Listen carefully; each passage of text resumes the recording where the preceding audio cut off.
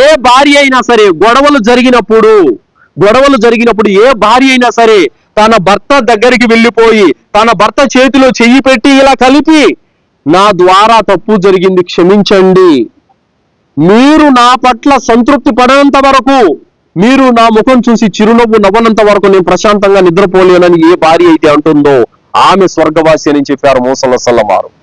కానీ ఈరోజు పంతాలు ఎక్కువ, పగలెక్కువ, వీటికి పోయి సంసారాలు నాశనం చేసుకుంటున్నారు.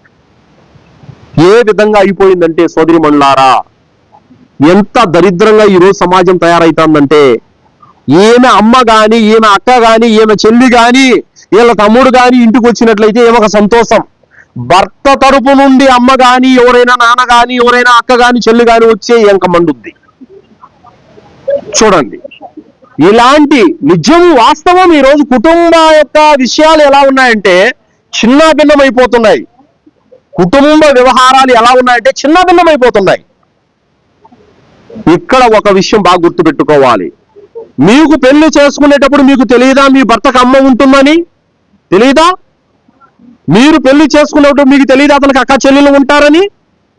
అప్పుడు పెళ్లి చేసుకునేటప్పుడు అడగాలి. ఏమడగాలి? మీ అమ్మ నాన్నతో చెప్పాలి. మీరు, అమ్మ నాన్న నాకు పెళ్లి చేయండి, అతనికి అమ్మ ఉండకూడదు, అతనికి నాన్న ఉండకూడదు, అతనికి అక్క చెల్లెలు ఉండకూడదు, ఏ దిక్కు మొక్కు లేని అనాథ వచ్చి చేయండి నాకు అని చెప్పాలి. మీరు అప్పుడు చెప్పండి, అప్పుడు హ్యాపీగా ఉండొచ్చు. మీరు ఎట్టెళ్ళాలి అంటే, నువ్వు వచ్చావని ఈ రోజు అతని తల్లి ఉండకూడదు, అతని అక్క చెల్లెలు రాకూడదు.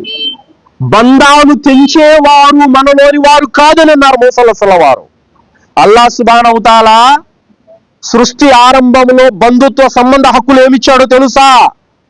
బంధుత్వం లేచి అల్లాహ్ యొక్క నడుం పట్టుకునింది. నా హక్కు ఏమిటి అల్లా అని అడిగింది బంధుత్వం. అప్పుడు అల్లాహ్ తాలా అన్నాడు, మీతో ఎవరైతే తెంచుకుంటారో నేను వాళ్ళతో తెంచుకుంటానన్నాడు అల్లాహ్ తాలా.